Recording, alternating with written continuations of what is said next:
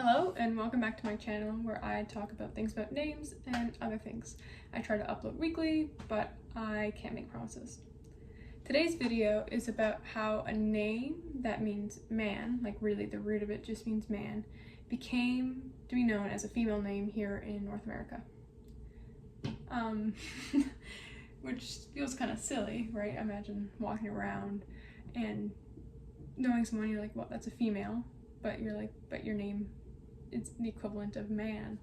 Obviously that's not how language works, and that's why this name can go off without a hitch, and I do think it's a very pretty name.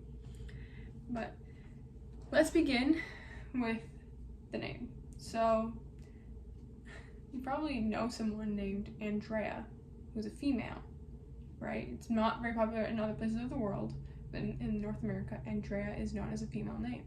And it is currently in the top 200 names for girls. It reached its peak in the 70s and 80s, reached its highest peak in 1981, being the 24th most popular girl name. Andrea comes from another name that we know very well as Andrew. Andros is the root of Andrea and Andrew. It comes from Greek. And you're gonna learn if you watch a lot of my videos, many things come from Greek. And Andrews means man. Not man as like humankind, but man opposed to woman. And Andros was the beginning of many names in ancient Greek. So we have like Androcles, we have Androkos. Another one that's very popular, as you know, is the root of Alexander. It has andro in it, Alexandro, and it sounds familiar, Alessandro. So Andrew really just means man, and if you look, like the name Androcles, andro, man, cles can be diminutive of glory, man of glory. And that's how this name was about. The name just Andros was kind of used as a pet name, as like a short form for a lot of these names. That developed into just being the name, still in ancient Greece, as Andreas or Andreas. And from ancient Greece we have Latin. What I find very interesting is that it didn't change when it became Latinized, and from the Latin name Andreas, it does help that there was an apostle named Andrew, because like most apostle names, they become very, very popular all over the world. From Latin, the name just kind of spread out and went to all these different areas of the world, which I'll put actually on the screen right now, the different variations we get from Andrew. Why I say this is interesting because a lot of times we can kind of trace more the root of how we get to the specific names, but it seems from here each language sort of took its own variation, which in the end are not very different, such as Andre and Andrea with no S. I've seen Indri, Andra, like in the end not super different from the root Andros.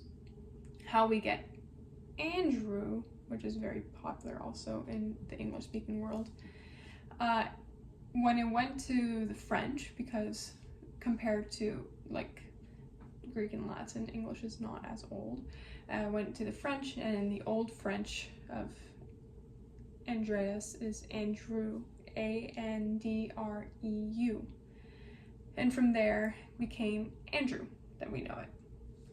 Now, the English speaking world usually puts A, like when names end in A, to mean feminine names. We have that sort of now happening where a lot of names were historically male, becoming female names. And this first happened with a lot of names that ended in like Y. So we have like Leslie, that was a male name. But it happens a lot now with other cultural names or names from different languages. You probably hear, interestingly, becoming popular, the name Noah, becoming female, becoming more popularly known as a female name. I don't think it's still going to reach, it hasn't nearly reached the popularity of it being a male name, but Noah is a male name, like historically. But with all these names ending in A, North America usually tends to imagine them as female names. Now, there are records of the name Andrea being in the US around the late 1800s, but really began to take off in the late 1930s as the name just itself, as a female name, Andrea. The name also Andrea is one of the most popular male names in Italy. You will not find really, in a lot of other European places, you will not find female Andreas over there, even though it's spelled the same way. My hypothesis as how it became feminine is that there were people immigrating to the US with this name, and it became known, and people were like, wow, that sounds very pretty. Let me give it to my female daughter. I guess daughter is female. But it is also just possible that people had the name Andrew in their family, or liked the name Andrew and wanted to give it to a girl. So we don't have too much of an understanding where exactly Andrea came from, like how I became female.